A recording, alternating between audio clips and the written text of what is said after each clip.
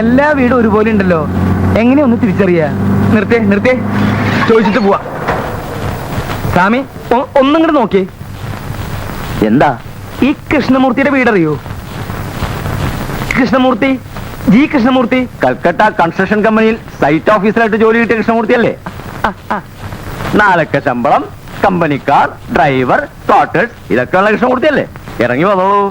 അവൻ എന്റെ മരുമകൻ. ആണോ? എവിടുന്നാ? ഞാനും കൽക്കട്ട കമ്പനിന്നാ. എന്റെ പേര് ജോസഫ്. കൃഷ്ണമൂർത്തി സ്വാമിയെ നേരിട്ട് കാണാൻ വേണ്ടി വന്നതാ. അതിനെന്താ വിഷമം? കൊഞ്ചം എങ്ക വാടാ. എന്നപ്പാ? കൃഷ്ണമൂർത്തി സ്വാമി, അയ്യോ എന്റെ സ്വാമി, എന്നെ രക്ഷിക്കണേ. അയ്യോ എന്നെ രക്ഷിക്കണം. അയ്യോ സ്വാമി, എന്റെ സ്വാമി എന്നെ രക്ഷിക്കണം. കാര്യം പറയാനാണ്. അതിന് ഇവൻ കൃഷ്ണമൂർത്തി അല്ല. അയ്യേ, പിന്നെ ഇതെന്തത്? ഇതെന്റെ മകൻ പട്ടാഭിരാമൻ.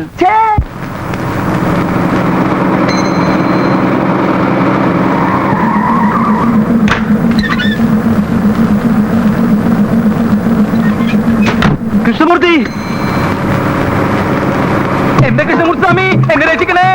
എന്റെ പൊന്നു സ്വാമി എന്നെ രക്ഷിക്കണേ. അയ്യോ ഞാൻ വിടില്ല. ഒവ്വൊരുത്തൻ കാലിൽ വീണിട്ടേ പറഞ്ഞ കേട്ടാ കൂടെ വേല പാക്കവനാക്കുന്നു. കൊച്ചിയില് കൽക്കട്ട കൺസ്ട്രക്ഷൻ കമ്പനിയിൽ സ്വാമിയുടെ അസിസ്റ്റന്റ് ആയിട്ട് ജോലി ചെയ്യേണ്ട ആളാ ഞാൻ. പേര് കെ ജോസഫ്.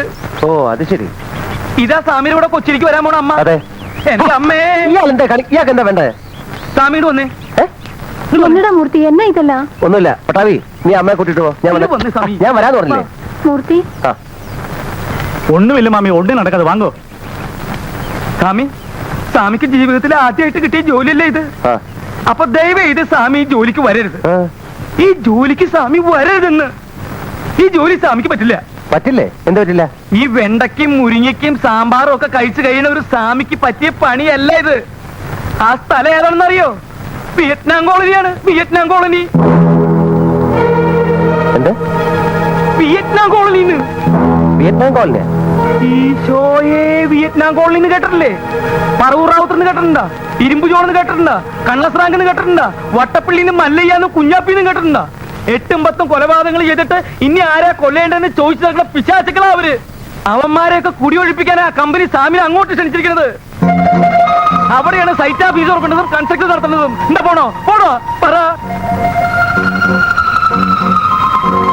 സൈറ്റ് ഓഫീസ് പോയിട്ട് കമ്പനിയുടെ ഒരു മുട്ടുസൂചി അതിനകത്ത് തറയ്ക്കാൻ അവന്മാര് സമ്മതിക്കില്ല.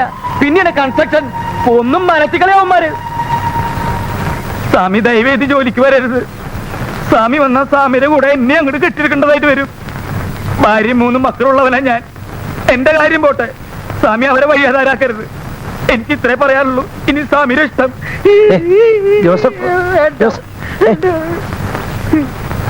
10-15 കൊല്ലം ബംഗാളി കിടന്ന് കഷ്ടപ്പെട്ടവനാ ഞാൻ.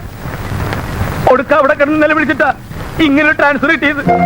അത് ഇങ്ങനെയുള്ള നരകത്തിലേക്കാതിരുന്നെങ്കിൽ ബംഗാളിൽ തന്നെ കുച്ചിട്ടാ പോരായിരുന്നു. ഇങ്ങനെ രാജ്യം.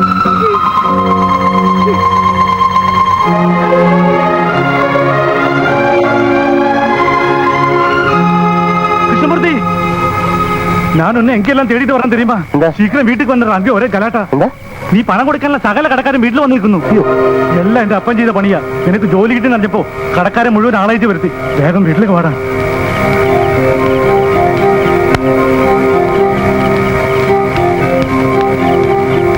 വന്നിട്ടാ കൃഷ്ണമൂർത്തി വന്നിട്ടാ. കൃഷ്ണമൂർത്തി, ഇത്രയും നാൾ തഞ്ചാവൂരിലെ കേസ് ജയിക്കട്ടെ, നിങ്ങളുടെ സ്വത്തൊക്കെ തിരിച്ചു കിട്ടട്ടെ എന്ന് പറഞ്ഞ് നീ ഞങ്ങളെ നിർത്തി. ഇപ്പൊ നിനക്ക് നല്ലൊരു ജോലി കിട്ടിയില്ലേ? ഇനിയെങ്കിലും ഞങ്ങളുടെ പണത്തിന് സമാധാനം ഉണ്ടാക്കണം. അതൊക്കെ ഞാൻ ഇപ്പൊ നീ ഇവിടുന്ന് ജോലി സ്ഥലത്തേക്ക് അമ്മയും കൂട്ടിക്കൊണ്ട് പോയാ ഞങ്ങളുടെ പണം ആര് തരും? ആരോട് ചോദിക്കും? അതുകൊണ്ട് ഞങ്ങളൊരു തീരുമാനമെടുത്തിരിക്കുക. നിന്റെ ശമ്പള പണത്തിൽ നിന്ന് 1000 രൂപ വീതം മാസം തോറും ഞാൻ കഴിച്ചു തരണം. അങ്ങനെ 6-7 കൊല്ലം കൊണ്ട് കടം വിട്ടാൽ മതി. അതെന്താ? അതൊക്കെ ഞാൻ തരാം. ആദ്യം എനിക്കൊരു ജോലി കിട്ടട്ടെ. ജോലി കിട്ടട്ടെ വാ. അപ്പൊ കിട്ടിയിരിക്കുന്ന ഈ ജോലിയോ? ആ ജോലിക്ക് ഞാൻ പോകുന്നില്ല.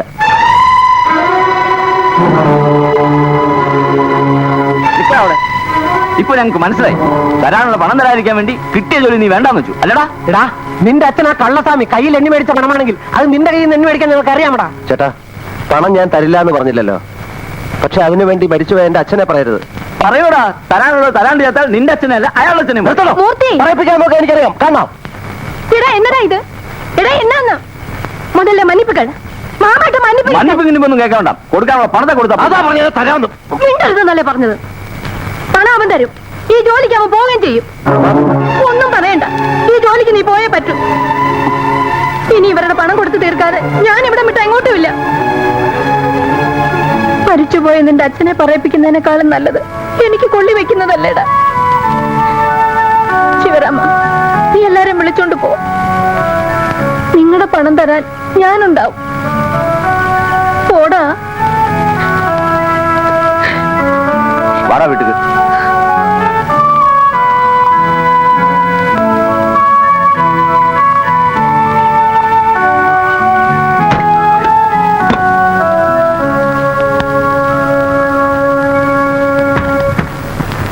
കണ്ണാ, ഇഷ്ടമില്ലാത്ത ജോലിക്ക് അമ്മ നിർബന്ധിച്ച് അയക്കുകയാണെന്ന് വിചാരിക്കരുത്. അങ്ങനൊന്നുമില്ല. അമ്മയെ കൂടെ കൊണ്ടുപോകാൻ പറ്റുന്നില്ലല്ലോ എന്നുള്ള ദുഃഖം മാത്രമേ ഉള്ളൂ. ഡേ പട്ടാഭി, അമ്മയെ ഞാൻ നിന്നെ ഏൽപ്പിച്ചിട്ടാ പോകുന്നത്. അമ്മയ്ക്ക് ഒരു വിഷമം ഉണ്ടാവാൻ പാടില്ല. കണ്ണാ, നീ ഒരു ബ്രാഹ്മണനാണ്. നിന്റെ ദേഹത്ത് കിടക്കുന്നത് പൂണൂല്.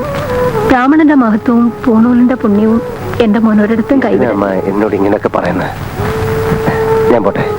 പോയിട്ട് വരെയും ചൊല്ലടാ കണ്ണാ. പോയിട്ട് വരാം. പട്ടാഭി, പട്ടാ. മോളെ,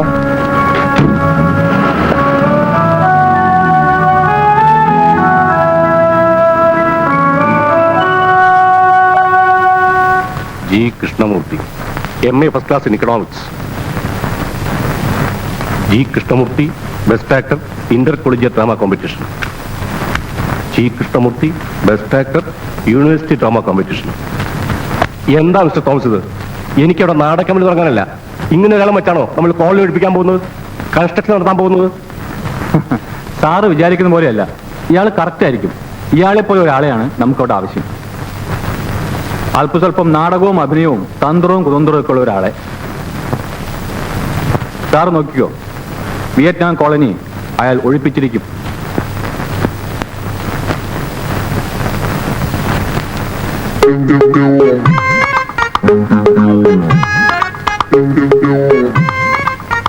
താൻ വന്നു അല്ലേ? സോറി, വരാണ്ടിരിക്കാൻ മാക്സിമം നോക്കിയതാണ്, പറ്റിയില്ല. അപ്പോ ഞാൻ പറഞ്ഞൊന്നും കേട്ടിട്ട് തന്റെ മനസ്സലിഞ്ഞില്ല അല്ലേ? അലിഞ്ഞതാണ്, പക്ഷെ സാഹചര്യങ്ങളുടെ സമ്മർദ്ദം കൊണ്ട് അത് വീണ്ടും കട്ടിയായി പോയി. സാർ, അകത്തേക്കെല്ലാം പറഞ്ഞു. Good morning. Good morning. വരൂ, ഇരിക്കൂ. ഇത് അഡ്വക്കേറ്റ് തോമസ്, കമ്പനിയുടെ ലീഗൽ അഡ്വൈസറാണ്. ഹലോ. ഹലോ. കൃഷ്ണമൂർത്തിക്ക് ഏറ്റെടുക്കാൻ പോകുന്ന ജോലിയെക്കുറിച്ച് എന്തെങ്കിലും ഐഡിയ ഉണ്ടോ? ഉണ്ട് സാർ, കുറച്ചൊക്കെ. ഇതാണ് കൃഷ്ണമൂർത്തി പോകേണ്ടതും ഒഴിപ്പിച്ചെടുക്കേണ്ടതുമായ വിയറ്റ്നാം കോളനി. കോളനിക്ക് ചുറ്റും കാണുന്ന ഈ സ്ഥലങ്ങളൊക്കെ കമ്പനിയുടെ വകയാണ്. പക്ഷേ കോളനി ഇരിക്കുന്ന ഈ സ്ഥലം അവിടെ കിട്ടാതെ നമുക്കവിടെ കൺസ്ട്രക്ഷൻ തുടങ്ങാൻ പറ്റില്ല. ഇത് വിട്ടുതരാൻ അതിന്റെ ഉടമസ്ഥൻ മൂസസെട്ട് തയ്യാറുമാണ്. പ്രശ്നം അവിടുത്തെ താമസക്കാരാണ്. അവരവിടെ നിന്ന് ഒഴിഞ്ഞു തരില്ല. 100ഓളം കുടുംബങ്ങളാണ് അവിടെ തിങ്ങി താമസിക്കുന്നത്. എന്ത് ചെയ്തിട്ടും ഒഴിഞ്ഞുപോകാൻ കൂട്ടാക്കാത്ത പ്രശ്നക്കാരായ 100ഓളം കുടുംബങ്ങൾ. ഭൂരിഭാഗവും വാടകക്കാരാണ്. പിന്നെ കയ്യേറ്റക്കാരായ കുറെ ഗുണ്ടകളും. ഇവരെയൊക്കെ ഒഴിപ്പിച്ച് അവിടെ കൺസ്ട്രക്ഷൻ തുടങ്ങുന്നത് ഒരു നിസ്സാര കാര്യമല്ല. നമുക്ക് ന്യായമായിട്ടുള്ള എന്ത് വേണേൽ ചെയ്യാം. വേറെ സ്ഥലം വേണമെങ്കിൽ സ്ഥലം കൊടുക്കാം, വീട് വെച്ചു കൊടുക്കണം വീട് വെച്ചു കൊടുക്കാം.